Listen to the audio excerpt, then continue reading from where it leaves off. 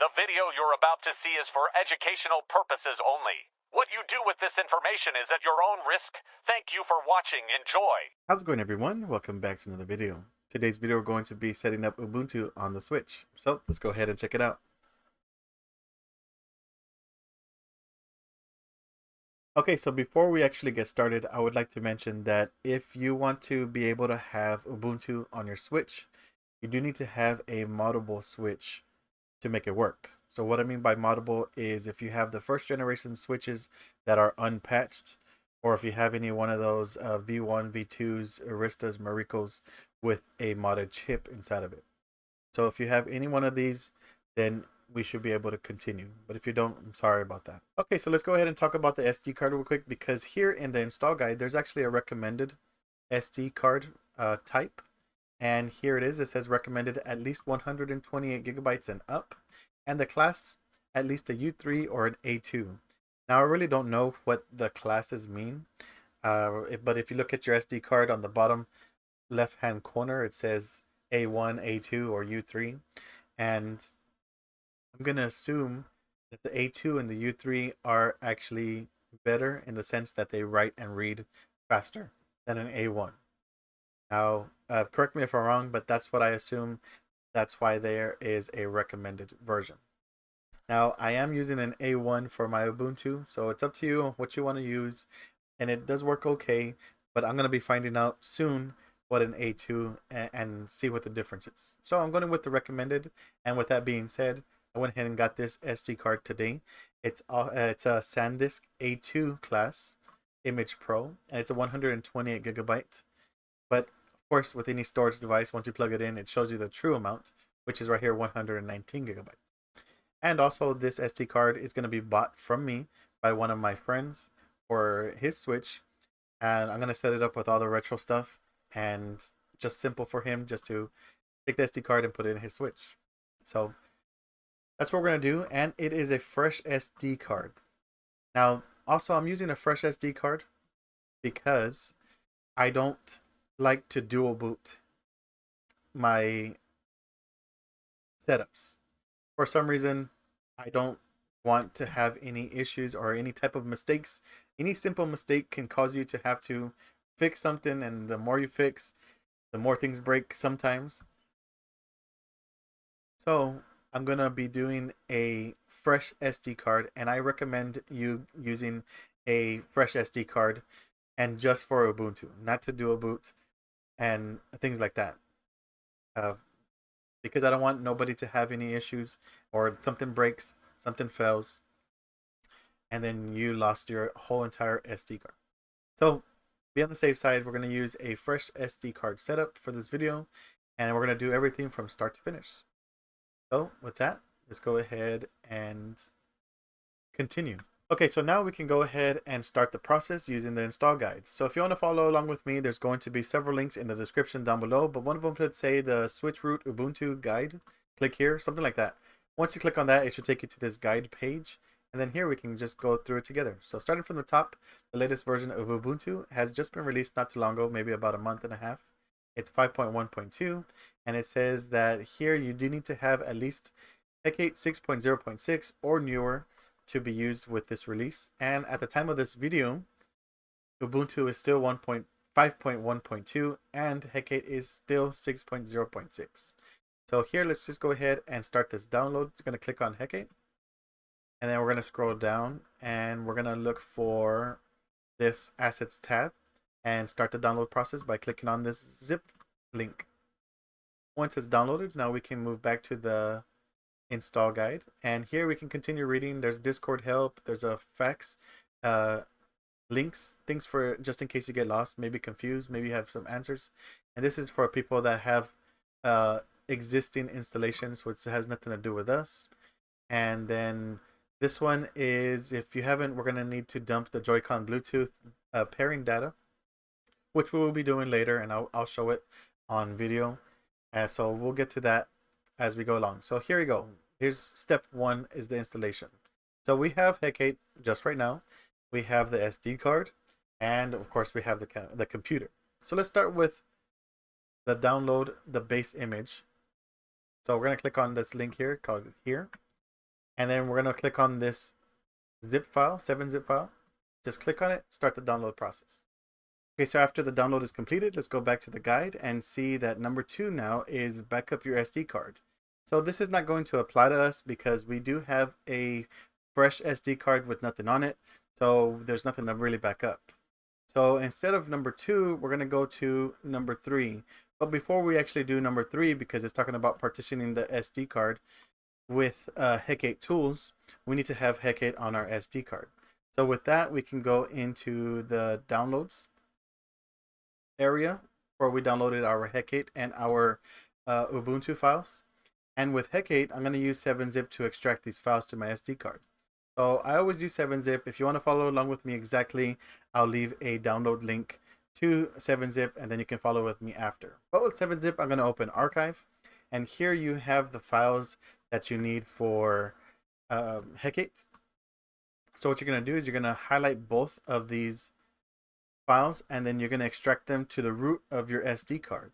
So look for this, and the root is always the empty space and the beginning of your SD card. So highlight both of these files and then extract them to the root of the SD card. And that's pretty much it. Now we have Hekate. So those of you that have unpatched switches or V1s, I guess, and V2s maybe, you can use this Hekate bin file to update your RCM loader, or if you have a mod chip that's specific for it, you can use this bin file to update it as well. So unpatched switches, you can take this out and put this in your RCM loader. And however you get into Hekate, if you know how, that's how you get into it. But if you don't know how, you can leave a comment. I'll try and help you out as best I can. But for me, I'm going to be using this on my OLED that has a mod chip that is the Instinct V6. So for me, and if you have the same, you can use this Hekate bin file to right click and then rename it. And we're going to name it payload. This. So it should be payload.bin. So those of you that have mod chips, y'all should be familiar with this by now. And some of y'all should be able to do this and get into your Hekate that way. So with this, now we can eject out of the SD card and put it in the switch and check it out. Okay, so after you put the SD card back in the switch and then you inject payload with however you get into Hekate, then you're going to have this message here to enter your date and time wherever you're at in the world. So it is currently the 13th of September. And then it's 4:07 for me. Try not to drop my switch while I'm doing this. Okay, just click done. This is a one-time thing. As long as you have the setup of Hekate in your SD card, you don't have to do it again. So now we can go ahead and click OK. And now, according to the install guide here, we can do the partition of the SD card. So it says enter Hekate, then go to Tools, and then go to Partition SD card. So here it's going to see the partitions that we have, or the space that we have. And then we can go ahead and click on OK. We don't need to back up because there's nothing to back up. And then it says on the install guide, leave at least 5 GB of space so that way you can add more files that we need, which is the Ubuntu files. So here we're going to look for the Linux ext4, and we're going to use the slide bar to go all the way up, all the way until you have 5 GB on top of here. So this is where it says leave at least 5 GB. There you go. So I left 5 GB on my SD card, and I'm going to use the rest of the partition, 114 GB, for my Linux. So once you're done with that, you can go ahead and click on the next step on Hekate. It says here this partition of the SD card, your files will be backed up and then restored. So just go ahead and click on Start.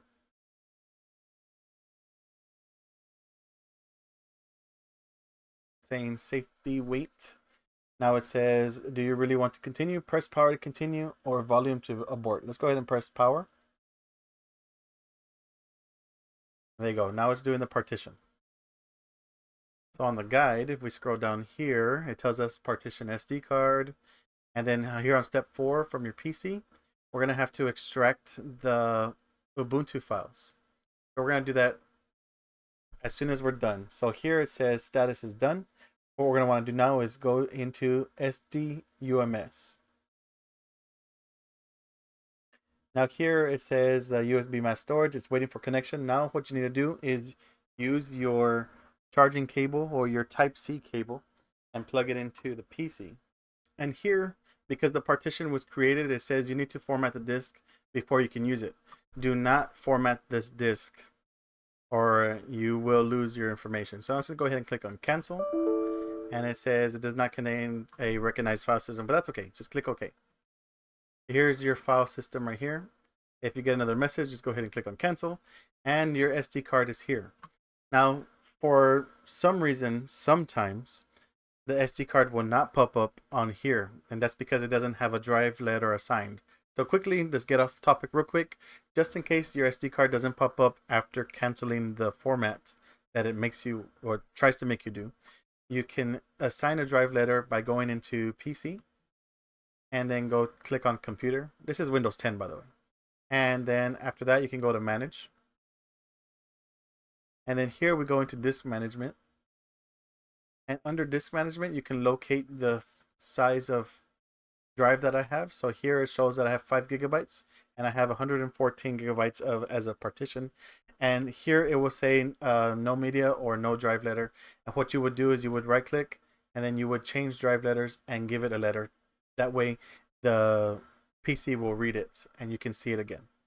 So that's just in case if it doesn't show for you, but it's working for me, so I have no issues here. Let's go back into it. And now what we want to do is that zip file that we downloaded from Ubuntu, the one from here, we're going to locate it in the downloads folder. And I'm going to do the same thing with Hekate. I'm going to right click. I'm going to use 7-zip to open the archive. And here we have 2 folders here, bootloader and switch root. So go back to the SD card and the same thing. We're going to highlight both folders and we're going to extract them to the root of the SD card. Make sure it's the root and not into a folder because it will not work that way. So here we extract and then it's going to go to its appropriate directories. So I'll see how when this is done.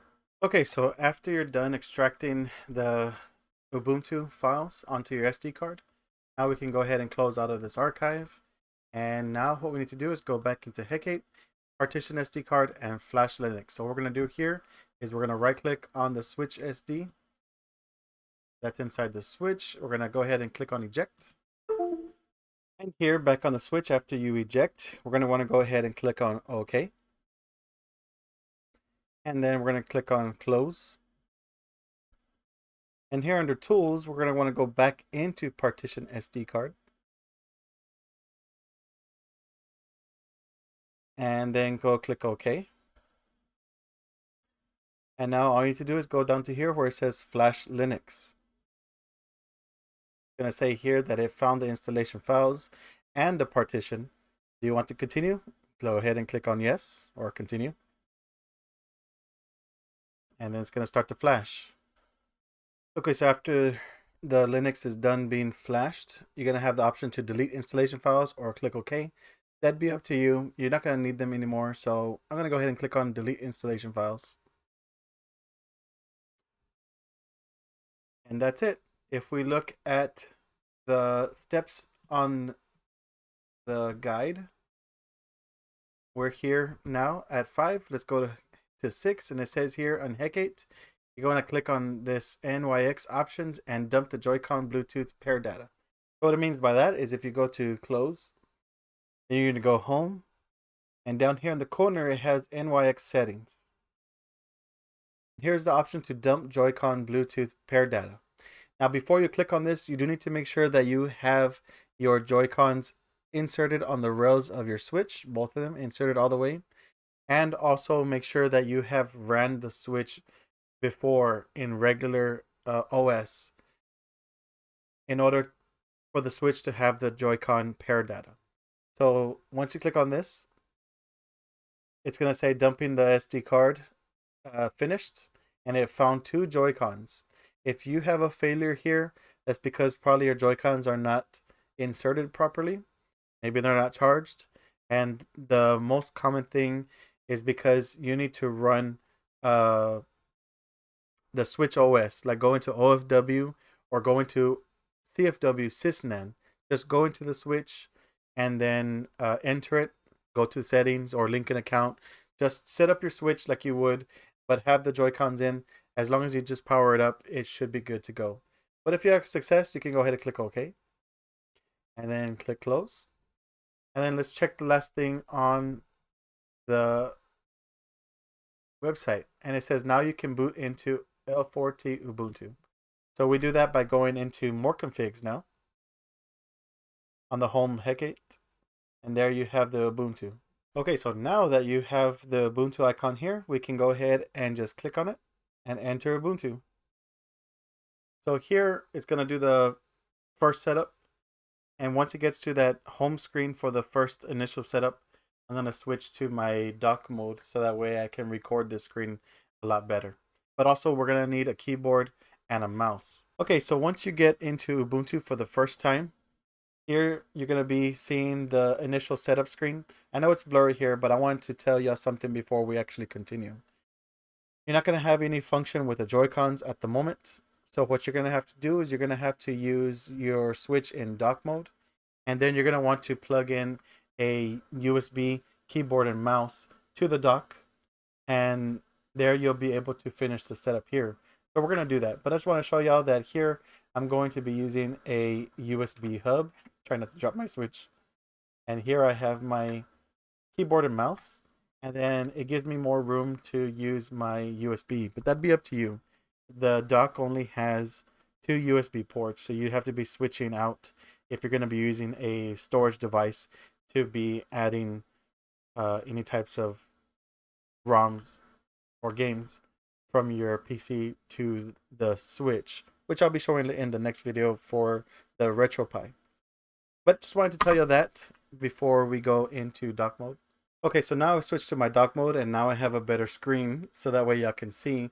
But I also left my camera on for a little bit just to show you that I have my Switch in dock mode and I have the USB hub here. I also wanted to let you know that the touchscreen does work. So that way you can try and set up that way, but it's extremely difficult. And the best way to do it is to have it in dock mode with a USB keyboard and mouse. So just letting you know that. And let's go ahead and continue. So you see here I have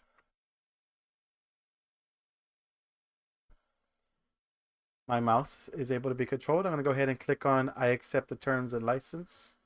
Go ahead and click on continue. Here it's going to ask for your language. Whatever your language is, wherever you're at in the world, go ahead and click on that. But mine's English. Continue.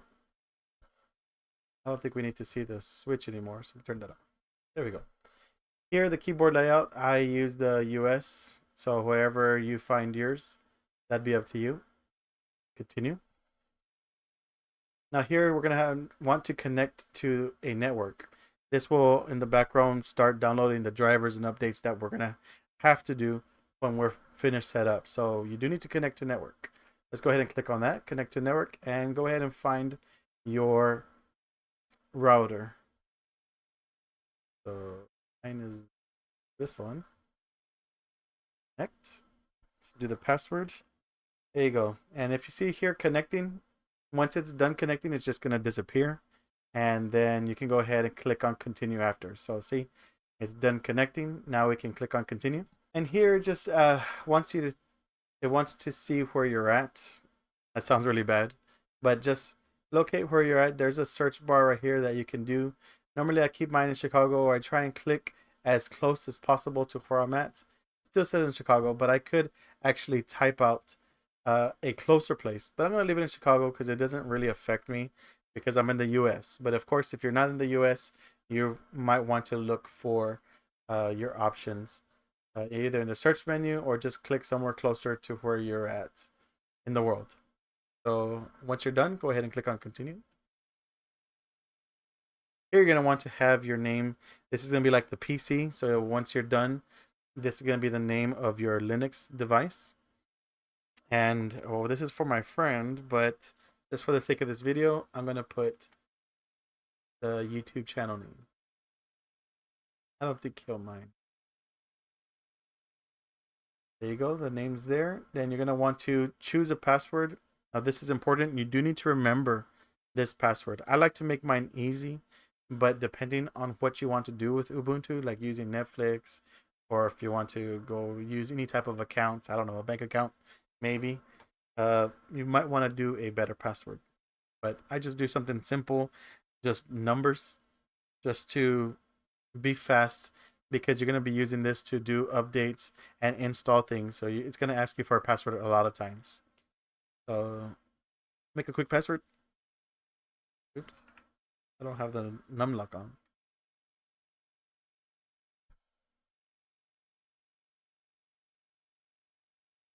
There you go. Not a good password, but it's okay. So here, if you want to log in automatically, or if you want to have this ask you for your password every time you go on. Now, for my friend, it doesn't really matter because he's gonna use it for retro stuff only. But it's up to you if you want to. When you boot into Ubuntu, it's gonna ask you for your password. Now, I don't want to do this either because sometimes I'm just in handheld mode and it's gonna be a pain to use the on-screen keyboard. But it's up to you. I'm gonna click on login automatically, but remember that's up to you. Okay, so after all the setup, initial setup is done, it does its reboot, you're gonna be here. This is gonna come out just one time. I don't really know where to find it, but it'd be up to you if you want to take a screenshot of this, so that way you can know what these buttons, shortcuts, and things like that do.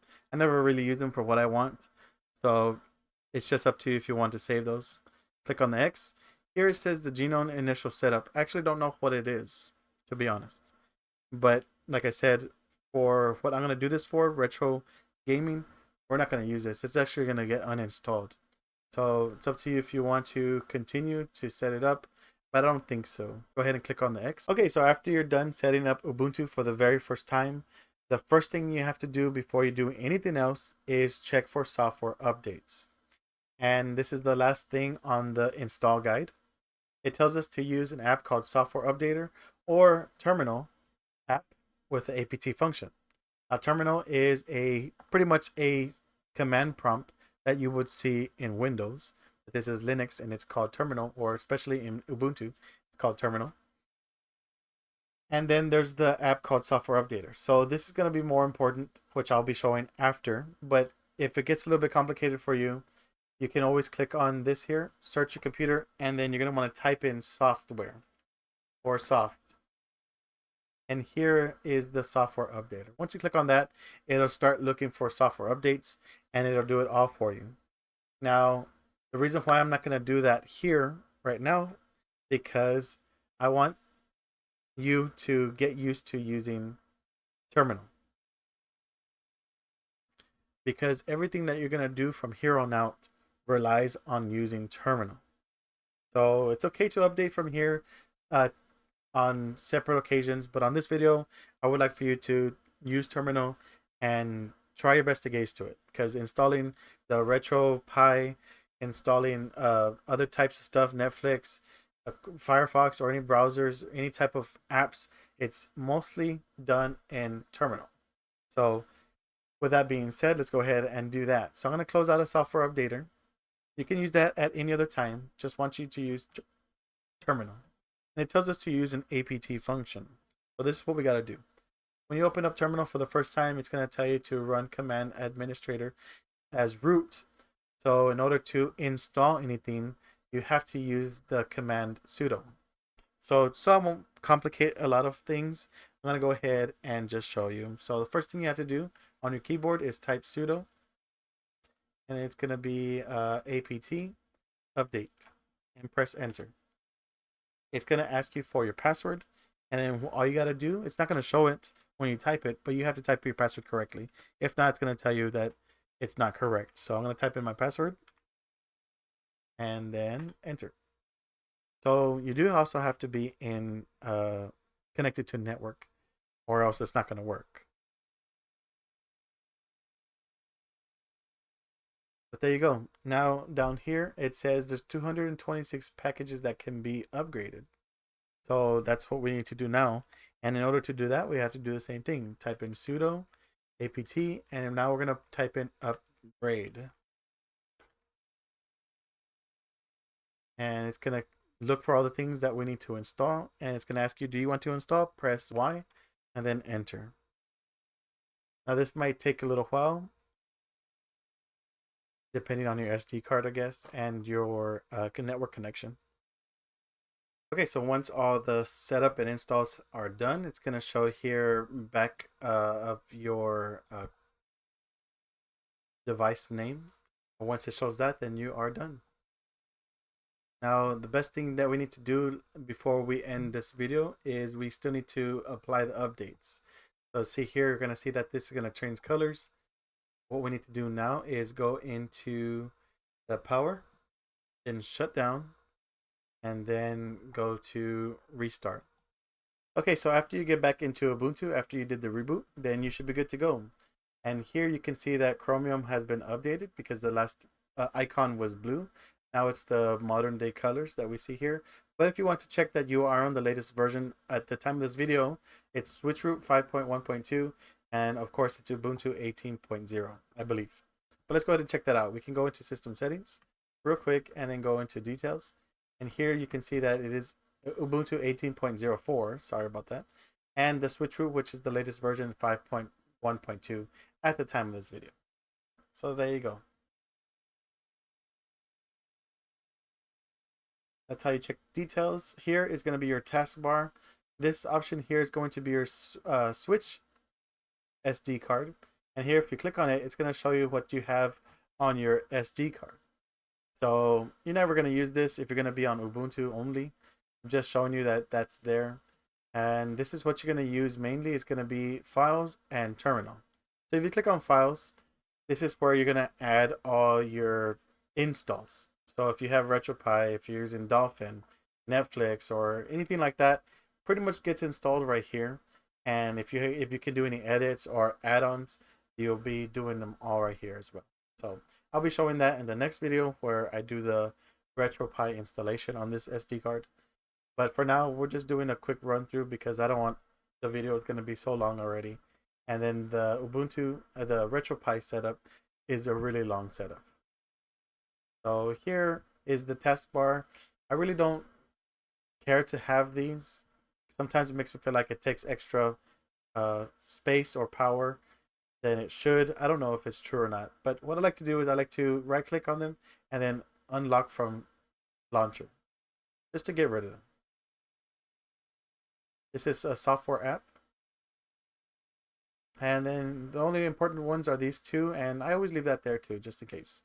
But everything that we just took off is here in this option where it says search your computer. You can use that.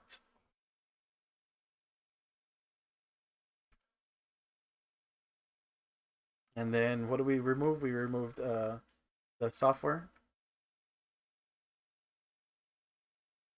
So it was here, software. And this option here is allows you to add on software that comes with the options in the software store. So here you can check for that. This is the Brave browser. And then here has the editor's picks. You can use any one of these apps and it should work just fine. Or here. You can click on all these categories. If we click on games, I never really gone through this before, but it's going to be a fresh thing for me to see with y'all. But if you scroll through here, there's some simple games that you can play here and there. Then there's going to be some emulators. So here's the Game Boy emulator. But since I'm going to be using the retropie, I'm not going to be using any of this. But it'd be up to you. So here's Dolphin emulator. I'll be doing that in a separate video. And yeah, there we go. So it'll be up to you what you want to look through, but that's how you get into software. And that's pretty much it. The last thing I wanted to talk to you about is here, there's options. It's called console. This is where you have the power modes. So this is where you can use for overclocking. Now, before I continue saying anything else, overclocking is not really good at all.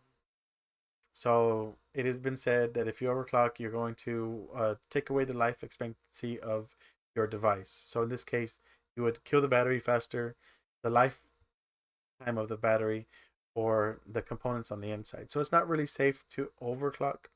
However, I've also read somewhere, especially like with the OLED, that it has the capability to run faster even though it's not overclocked. So you're not really overclocking, you're just using the natural speeds that it can go up to. So correct me if I'm wrong. I really don't know those things. Just be careful when you're overclocking. So with these profiles, you have console because we are in dock mode right now, and then handheld mode, and it just goes to the profiles of power and it just stabilizes there. But if you're going to need some more power, you have overclock CPU, you have overclock GPU, depending on which one you want to use. I'm going to use this one at all times, which I'll show in a different video. Overclock all, and then there's a performance all, and then a performance overclock all. I didn't get really good results with these, so it's up to you what you want to do. So then you also have the option to have fan mode, either in console, cool, hand mode. So just wanted to show you all that there. And then here we have the Joy-Cons. The Joy-Cons automatically pair when you remove them from the dock or from the rails. So let me show you real quick with that. I'm going to remove Joy-Cons.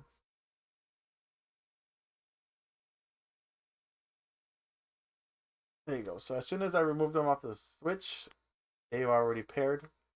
And they have their own functions too. So the left Joy-Con moves the mouse around, and all the buttons have their own functions. I don't know them off the top of my head, but I'll leave them somewhere on the screen as I'm doing this so that way you can see. It's on the website as well if you get confused. But pretty much you can use the left Joy-Con as a mouse. The back buttons are right and left clicks. So if I want to go into the files, I can go into files, pushing that, the right one. And then if I want to edit something, edit the name, or do anything with the file, I can right click here and I can delete it or whatever I want to do. Just letting you know that you have those options here for Joy-Cons. So each button does something different. The one that I would like to point out that gets everybody confused is a common thing that when you go into any type of retro station, emulation station, the buttons keep getting mixed up because it's trying to control mouse here. But they've mapped the screenshot button to stop that. So you see here, I have function still here, and then I would push the screenshot, and now I don't have any mouse function. So you'd want to push that to disable keyboard or mouse functions on the Joy-Cons, and then you can use this for your emulation station. And of course, if you want to bring it back, I'm going to be using this a lot in the other videos because when you get in and out of Dolphin, you're going to have to use this button a lot to get in and out. So look, study the picture because it is a lot of information, but there you go. So that's pretty much it, everybody. Everything is working for me. Hopefully that it's not too long of a video for y'all. And of course, I'm sorry that it's taking me so long. I've been wanting to post this video. It's just that I have a baby and she takes a lot of it takes a lot of my time. So finally had some time off and trying to get these videos out there. So I might be spamming videos for y'all. But of course, let me know if it works for y'all. Let me know if it doesn't work for y'all. I'll try and help you out as best as I can. But other than that, everything is working for me here. The last things on the list was talking about on the install guide was putting your files back in there. But since we didn't do that here, it's not important. That being said, last thing I can show you is this. Here on the website, after you're done with all the steps, here's the next steps that you could do. So here's the Joy-Con mouse keyboard mapping that I was talking about. Pairing a Switch Pro controller, overclocking RAM, and things like that. So this is what we're going to be looking at later. So don't want to be going much into it. And once you click on that, it'll take you right to the spot. So this is what I was talking about earlier. Enable, disable this mapping, and stuff like that. So that's pretty much it, everybody. Again, thank you for watching. Thank you for waiting for me. If you're going to use my video to follow with, and I appreciate everybody's support that still reaches out to me, still does a donation to the channel. Everything is very appreciative. So I really appreciate everybody that is supportive of this. So thank you very much for that. I read the comments as best as I can that I was responding to. And like I said, I really appreciate everybody leaving a comment, leaving positive words, or asking for help, and I try and help as best I can. Also, everybody in the Discord that has taken my roles and been helping a lot better than I.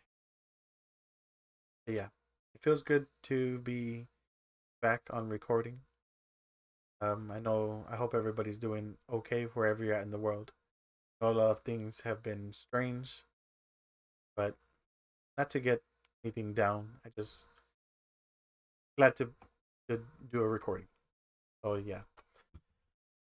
Other than that, check it out, see if it works for you, and stay tuned for the next video, because that I'll be doing the setup of the retro station or emulation station, retropie. But there you go. Thank you guys. I really appreciate y'all. I love y'all, and I'll see you on the next one.